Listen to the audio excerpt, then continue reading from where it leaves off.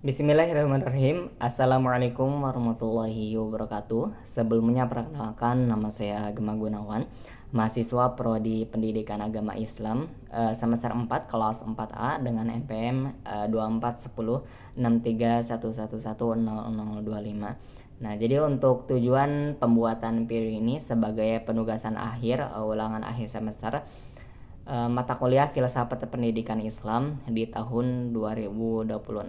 Nah, jadi untuk video kali ini sebenarnya disclaimer juga akan saya jawab langsung terkait tentang pertanyaan-pertanyaan yang sudah ada, dan mungkin untuk pertanyaannya bisa dibaca di deskripsi video kali ini. Nah, sebelumnya izinkan saya untuk berdoa terlebih dahulu.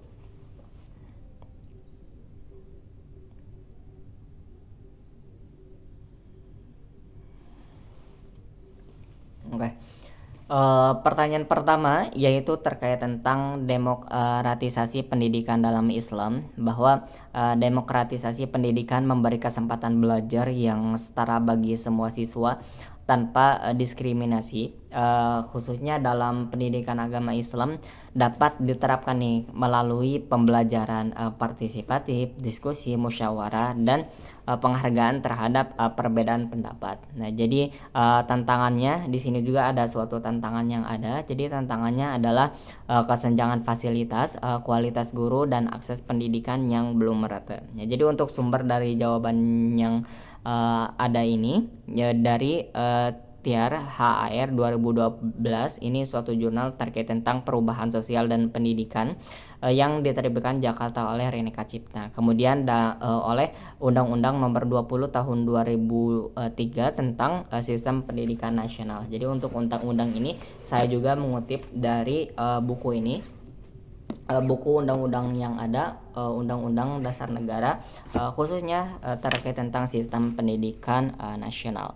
Nah, kemudian yang kedua yaitu kita berbicara tentang sintesis pendidikan Ibnu Khaldun dan kurikulum merdeka. Nah, jadi untuk jawaban saya itu tersendiri bahwa Ibnu Khaldun itu menekankan untuk dalam proses pembelajarannya itu secara bertahap gitu. Jadi adanya suatu tahapan-tahapan tertentu dalam proses pembelajaran. Nah, jadi sesuai kemampuan peserta didik, peserta mengutamakan akal dan adab. Konsep ini sejalan dengan kurikulum merdeka yang berpusat pada siswa itu tersendiri. Nah, jadi pada pembelajaran PAI SMP, guru dapat menggunakan proyek, diskusi, dan pembelajaran kontekstual yang menanamkan adab serta kayak pemahaman yang bertahap itu tersendiri. Karena kita tahu kan bahwa Ibnu Khaldun itu menerapkan dalam pembelajarannya itu tidak langsung ke level tertinggi, akan tetapi ada tahapan-tahapan tertentu dalam proses pembelajarannya. Dan untuk sumbernya itu saya mengutip dari dua sumber. Yang pertama yaitu Ibnu Khaldun tahun 2001 tentang Mukadimah Jakarta yang diterbitkan oleh Pustaka Firdaus, dan kemudian ada Kemendikbudristek terkait tentang kurikulum merdeka. Nah, jadi untuk sumber ini tentunya dari Kemendik, soalnya kita tidak tahu maksudnya kayak tujuan dari kurikulum merdeka itu seperti apa. Mungkin lebih lengkapnya bisa dicek di websitenya Kemendik. Di situ banyak visi misi, kemudian tahapan-tahapan dalam proses kurikulum merdeka itu seperti apa. Tapi simpelnya bagaimana kurikulum merdeka ini yang berpusat pada siswa itu tersendiri. Nah, kemudian yang ketiga yaitu terkait tentang pemikiran Kiai Haji Ahmad Dahlan. Jadi pemikiran Kiai Haji Ahmad Dahlan ini relevan banget karena mengintegrasikan ilmu agama dan ilmu umum untuk membentuk akhlak dan kecerdasan siswa. Dan ini sangat relevan dengan zaman sekarang ini, khususnya di era society 4.0, era digital dan sebagainya, bagaimana kita bisa mengintegrasikan terkait tentang bagaimana sih bisa menggabungkan ilmu agama ini dengan ilmu-ilmu umum yang ada. Nah, desain pembelajaran mungkin dapat berupa proyek sosial berbasis nilai Islam seperti kegiatan peduli lingkungan dan bakti sosial. Ya, jadi untuk aksi lingkungan ini bisa diterapkan contohnya kalau misalkan dalam materi kita para SMP belajar tentang hadis. Dalam satu hadis poin itu bagaimana kita bisa mereboisasi konservasi dan menjaga lingkungan. Nah, mungkin untuk proyeknya mungkin para siswa bisa disuruh untuk menanam pohon di lingkungan sekolah sekitar, ataupun pemanfaatan sampah-sampah yang memang bisa didaur ulang. Contohnya kalau misalkan air mineral yang sekali pakai, kita bisa dipakai untuk menjadi pot bunga dan lain sebagainya. Nah, untuk sumber yang saya pakai yaitu ada dua, dari Aflian, ini salah satu jurnal Muhammadiyah, The Political Behavior of Muslim, a Modernist Organization, dan Putra Haji 2010 tentang Muhammadiyah dan pendidikan. Sebenarnya ini untuk waktu saya baca itu dalam bahasa Inggris, kemudian saya translate lagi terkait tentang pembahasan, dan ini sangat-sangat very recommended, sangat direkomendasikan terkait tentang pembahasan Muhammadiyah ini, karena jelas banget gitu. Nah, kemudian jawaban dari pertanyaan 4 yaitu terkait tentang pemikiran Kiai Haji Hasyim Asy'ari. Jadi Kiai Haji Hasyim Asy'ari ini menekankan akhlak, penghormatan kepada guru, dan tawadu. Nah, jadi nilai ini penting banget untuk mengatasi krisis keteladanan di era digital ini melalui pembiasaan sopan santun, etika media sosial, dan penghormatan terhadap guru ini. Nah, kadang ini menjadi suatu problematika yang besar, maksudnya kayak PR dari semua guru, bukan hanya di Indonesia aja, tapi di seluruh dunia, bagaimana bisa mengintegrasikan bagaimana nilai moral guru itu tetap kembali. Soalnya pada zaman sekarang ini kayak kebalik gitu, bahkan yang takut itu bukan siswanya, akan tapi gurunya yang takut kepada siswa. Nah, ini menjadi suatu PR tertentu. Nah, jadi untuk sumbernya tentu saja dari buku Hasyim Asy'ari tahun 2011 tentang adab, dan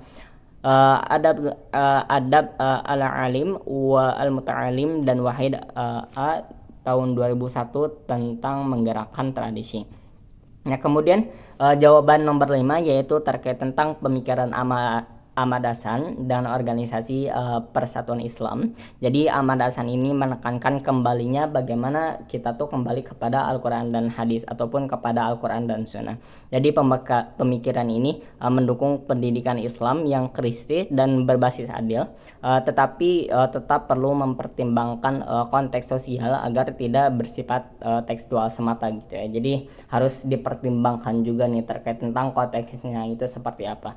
Nah, kemudian Persis ini juga Ahmad Hasan ini juga menekankan untuk ke era regenerasi selanjutnya, bagaimana bisa mempertimbangkan, bisa mengkombinasikan terkait tentang tradisi baru dan tradisi lama dan tradisi baru. Nah, jadi saya membaca dalam buku yang saya punya terkait tentang Voice of Islam in South Asia, ini terkait tentang bagaimana suara Islam di Asia itu Asia Tenggara itu bagaimana, khususnya di Indonesia itu tersendiri.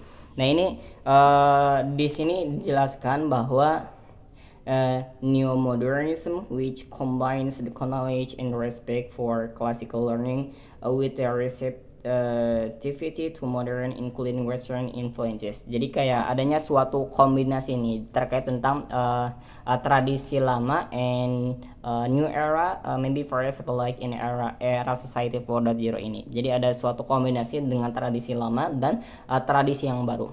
Nah, kemudian untuk sumbernya dalam soal 5 tentunya dari Ahmad Hasan tahun 1980 yang judulnya terkait tentang soal jawab tentang agama Islam. Kemudian ada Federspiel dan itu terkait tentang persatuan Islam. Nah, ditambah ini terkait tentang Voice of Islam in Southeast Asia, Contemporary Storybook.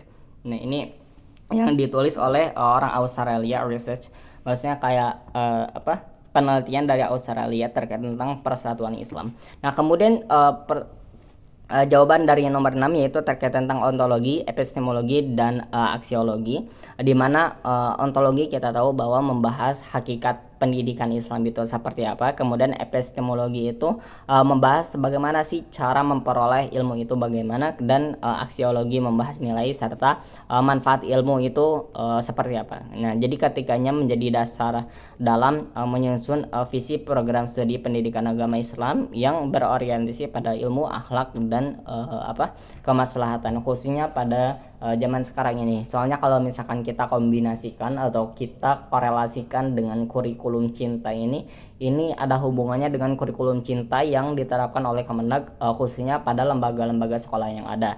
Nah, baik itu SMP, SD, maksud itu SD, SMP, SMA dan lain sebagainya. Nah, untuk sumbernya dari Jalaluddin 2017 Filsafat Pendidikan Islam, kemudian Tafsir A 2013 Filsafat Pendidikan Islam, dan dari buku Filsafat Ilmu Pengantar Sejarah Ruang Lingkup dan Peranannya yang ditulis oleh Dr. Iqbal Amar Muzaki MPD.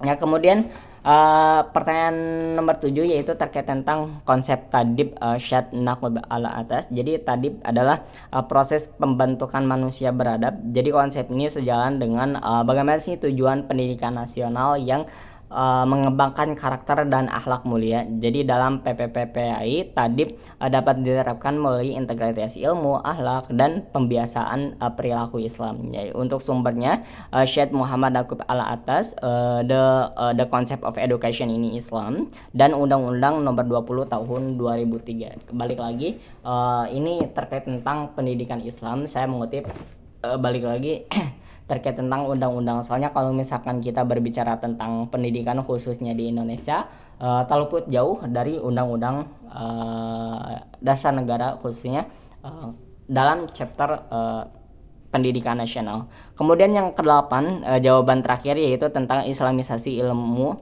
menurut Ismail Raja Al-Faruqi. Jadi Al-Faruqi ini sangat sangat intinya bisa dibilang sangat berbeda dengan yang lain. Jadi Al-Faruqi itu mengusulkan integrasi ilmu agama dan ilmu modern.